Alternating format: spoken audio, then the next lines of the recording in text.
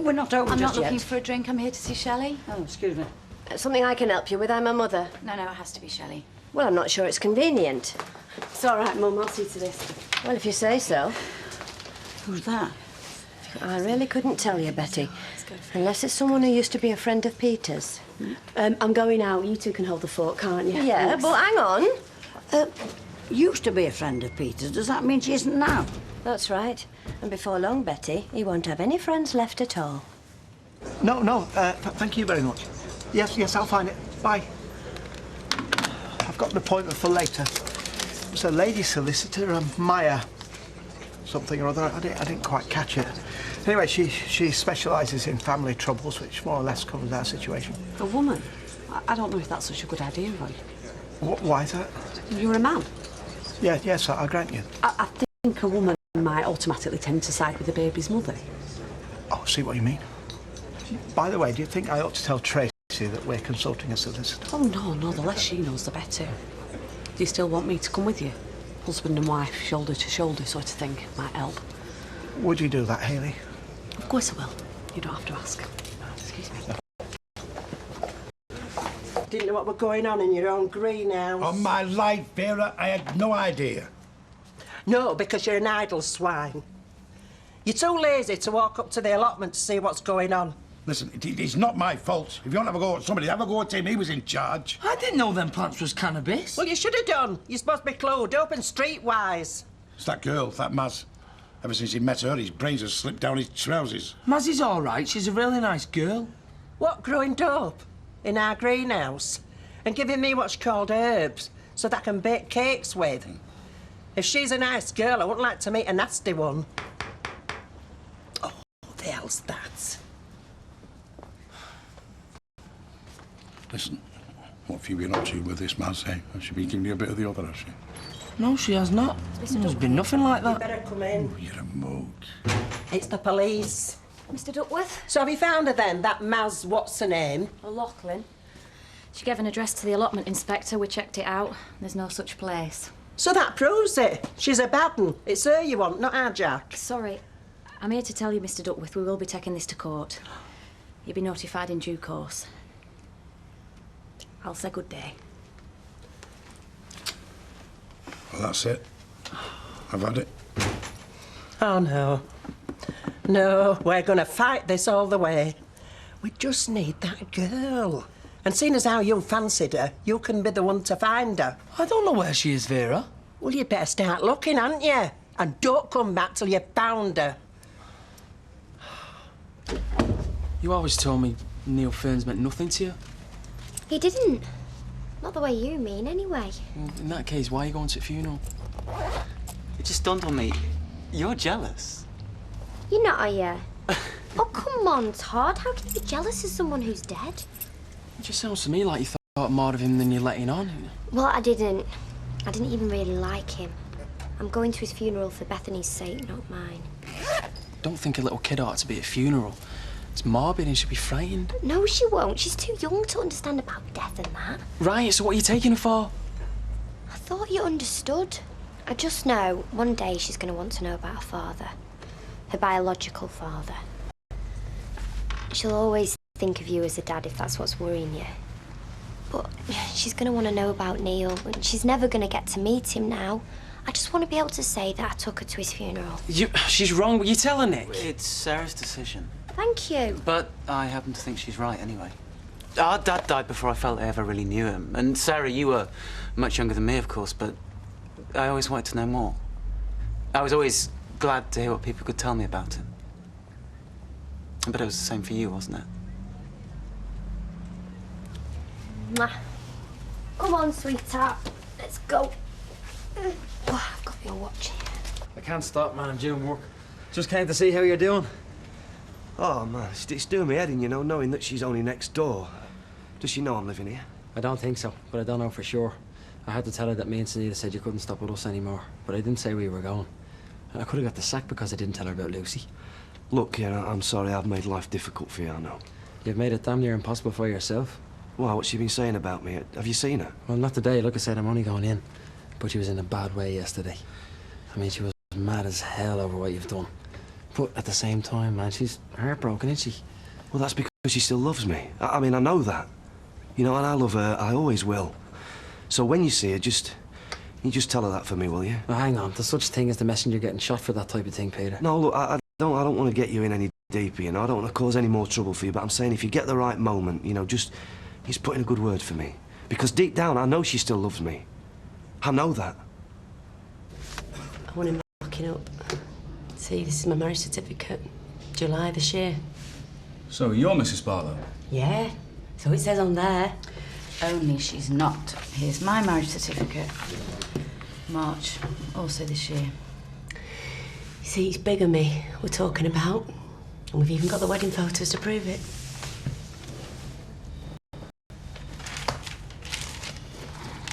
Like she said, he wants locking up. Take a seat. We think of ourselves as Mr. and Mrs. Cropper, but we're not actually married, not in the eyes of the law. I see, so what's the problem? Well, it's somewhat complicated, I'm afraid. I'm used to that. And I have to admit right from the outset that what happened reflects little credit on me. In fact, quite the opposite. Suppose you tell me all about it. Well, when what happened, Hayley, Mrs. Cropper that is, was away from home. My auntie was poorly. I'd gone to look after her.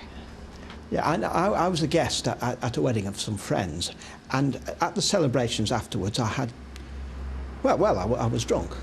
I'm not a drinker, you see, and I had too much. I must have had far too much. He was plied with it, in my opinion. He was got drunk deliberately.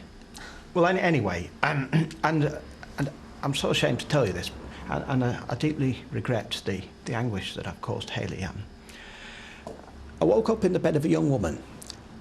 I spent the night with her, and well, now she's pregnant. So you were drunk, Mr. Cropper. Drunk, but not incapable.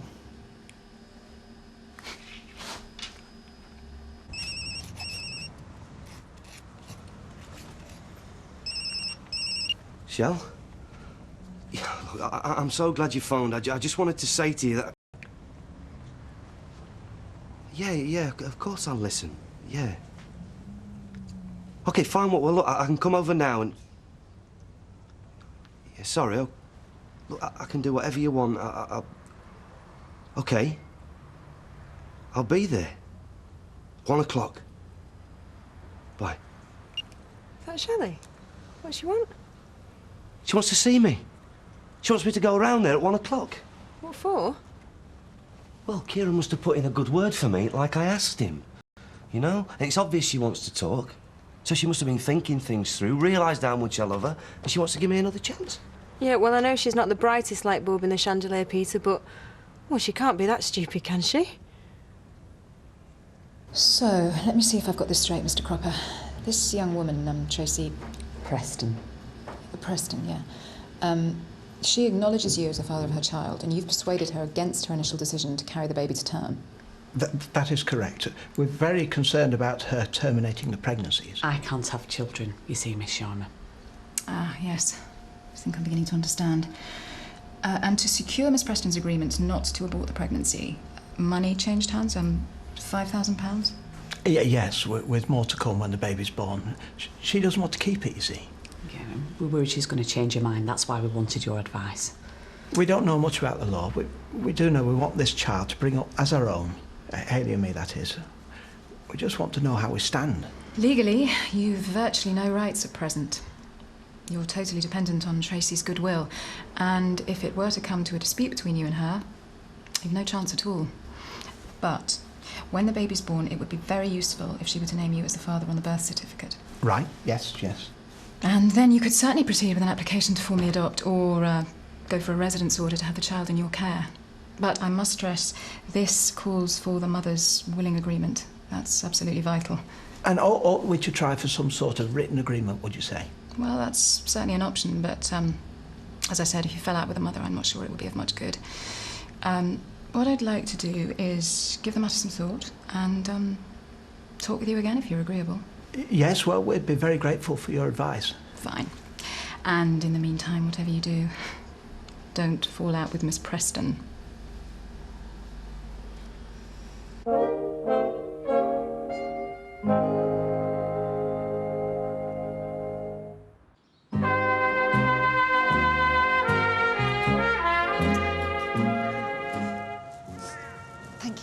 it's nice to see you. Yeah, it wasn't bad, was it? No, but very well.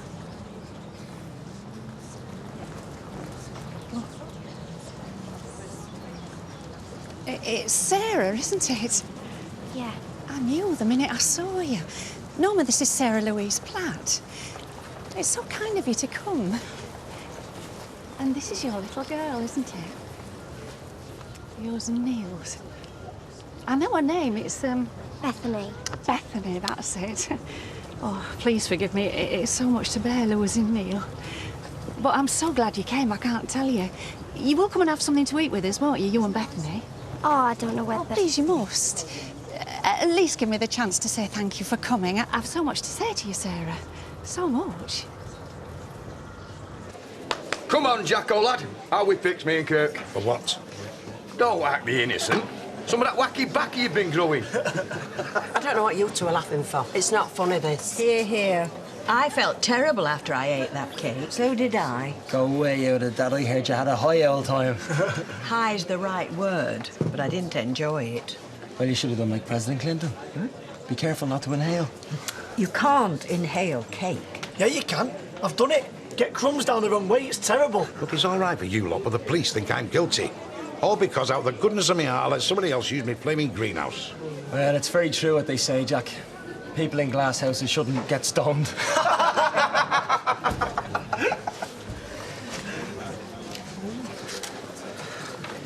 She's expecting me. I know. Better come through to the back. Good luck. Fine. Here. So what's him and Shelley fell out over there? Don't ask. Have you learnt nothing, Peter? What? Oh, no, look, I just want to put things right, Beth. And you think they'll do that? No, I don't, but that's what I want to do, and these are just a start. He's here. Shell, What's going off? That's him. Mr. Peter Barlow. Yeah, why? Who are you? I'm Detective Sergeant Dunn. Complaints have been laid against you relating to your recent marriage, and we need to talk about it. Shell, there's no need to do this. Are we opening up the calf? Suppose we might as well. What's to do? Did you not like Miss Sharma? Yes, very sympathetic. I suppose I was just hoping for some kind of reassurance that the law would give me a real claim on that baby. Oh, well, I never thought there was much chance of that. I don't think you should be disappointed, though. Seemed like a very sensible lady to me. Yes, I grant you that. It's just the confirmation that we are totally in the hands of Tracy Preston. She is a capricious woman. We know that only too well. We do. But let's look on the bright side. She sees that baby as a burden, not a blessing. That and the money we're going to pay her, that's what's going to get us this baby, not the law. You're right. I shall keep on hoping. You know, I think without you supporting me, I might well give up. Oh, not you. Once you get your teeth into something, you never let go. It's one of the things I admire about you. You're a little terrier. I want to apologise to you, Sarah. What for? Well, when we heard you were having the baby, we were so shocked, Neil's father and I, you both being so young. We just didn't want to know. Don't get involved, Neil's father kept saying. It's nothing to do with us. He would. Typical, that.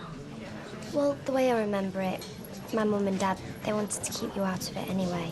Well, it's always been on my conscience. I want you to know that. It must have been a very difficult time for you. She's a credit to you, she really is. She's got a good mother. Well, we managed, don't we? Live with your mum, do you, love? Not now, no. Got a little flat on Victoria Street. Oh. Me, my boyfriend and Bethany. He's called Todd. We ain't got much money, but we struggle through. Well, I'm glad you've got somebody to help you. It's not easy. I know that better than anybody. Well, I best see if everybody's got a drink. Excuse me. You know, she's suffering, is Brenda. I don't know whether she'll get through. She said to me this morning, Norma, I might as well be dead because I've nothing to live for. Nothing. Which one's Mr. Ferns? He isn't here. He cleared off 2 years since. Dumped Brenda for a younger model. Doesn't even know where he is. Ireland last we heard, but, well, it could be anywhere. Oh, I didn't know. I'm sorry. Oh, it's not your fault, lovey, no. She's had a tragic life. Neil was her only child and, well, she couldn't have any more after him, and now he's gone, well, she's got nobody. Here, what's going on? Search me. If you will, Mr. Barlow. Don't run, Pete, man. Don't do what I did. There's no need for this, Shell. I love you. Come on, Mr. Barlow. Let's not prolong this.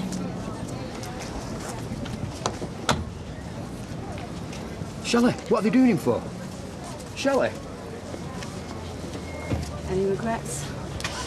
No. Neither have I. Right, sweetheart, do you want to finish your drink off? I'm going to have to go in a minute.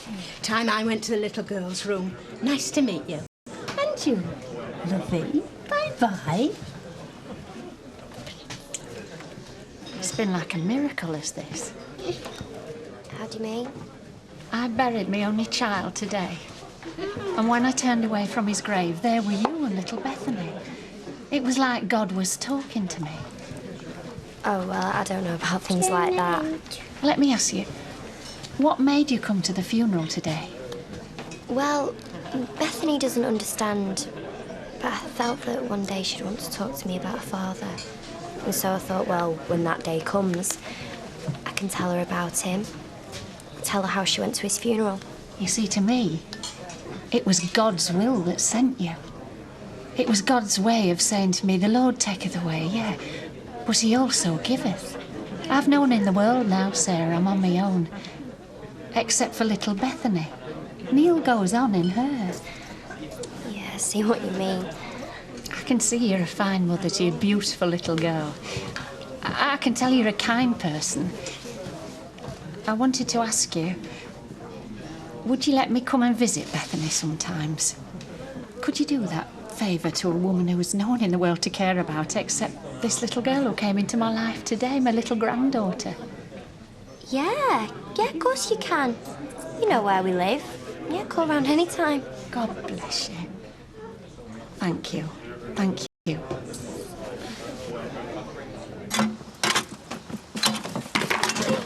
Oh, it gave me such a fright creeping up on me like that.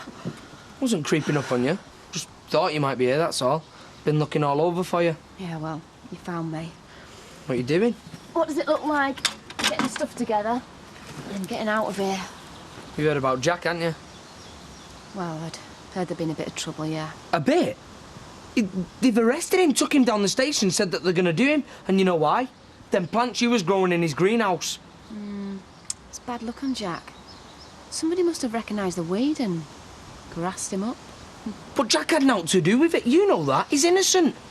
Come on, Maz. There's only you that can get him out of this mess. Oh, sorry, Tyrone. It's not on. There's nothing I can do. Now, Mr. Barlow, would you look at those documents and tell me, are those signatures yours? You don't have to answer that. No, look, I want to answer it. I'm sick of pretending. God knows I've done enough pretending to last me a lifetime. Yeah, they're my signatures. I married Shelley when I was still married to Lucy. Oh, come on, Maz. You can't let Jack carry the can. He'll be all right. I mean, he's never been done before, has he? No, but Well, that's what they go by, you see, Tyrone. If Jack's got no previous, they'll just tell him not to be a naughty boy and that'll be the end of it. Well, if that's the case and there's nothing to worry about, why don't we walk to the cop station right now and you can tell him it was you that grew that stuff? It's not that simple. They'll be a lot harder on me. Why would they? Because I've been done for it before. And I got let off seeing as though it was my first time, which is what'll happen to Jack. Honestly, Tyrone, you're worrying over nothing. No, I'm worrying over Jack. I don't know, Maz. I never thought you'd be the type to drop Jack in it like this. If you won't tell the police, maybe I ought to. I don't believe you do that, Tyrone. Not to me. I mean, we're mates, aren't we? Well, yeah, but... They put me in a cell because I've got form. I couldn't do it, Tyrone. I couldn't stand it. And you know me. I have to be free. I'm a free spirit. And a free spirit dies if it's shut away behind bars. Yeah, I understand that, We're but... starting to be more than just mates, aren't we? A lot more. We've got to be good together, Tyrone. I know it. I can feel it. But that can't happen if I go to prison, can it? No, I suppose not. Come here. You do know that bigamy is a criminal offence? Well, I mean, of course. I mean, I do realise that you're not supposed to do it, OK, if that's what you mean. Look, I want to be straight with you, OK? I should never have married Lucy, but she was expecting our baby, you know, and I just thought I was doing the right thing for everybody concerned at the time. But it was always Shelley that I really loved. And she wanted to get married. And, you know, and if I'd have told her, you know, the truth, that I was married already, you know, I would have lost her. Probably lost her anyway, but I'm hoping not. Such a thing as divorce, Mr. Barlow. That's a path you could have chosen. Oh, yeah, I know, but I looked into all that. I went to see a solicitor, I told her I wanted to get a divorce from Lucy, and she said I'd have to wait at least a year before you could even begin divorce proceedings. You know, and I couldn't expect Shelley to wait that long. And then if I'd have told her the truth, it would have made her unhappy, wouldn't it? Well, she's unhappy now. That's why she made this complaint against you. I know. I know, and I deserve everything I get, so... So what do you do now, then? Do you charge me? That'll be for the Crown Prosecution Service to decide. There are further inquiries to be made and evidence to be taken. In the meantime, you'll be released on police bail. Oh, what, you mean I can leave? I can go home? Before you do, I would suggest, for your own sake, you have a serious talk with Mr. Suffolk here as your legal representative. I don't think you realise you could go to prison for this. Prison? I was just trying to keep everybody happy.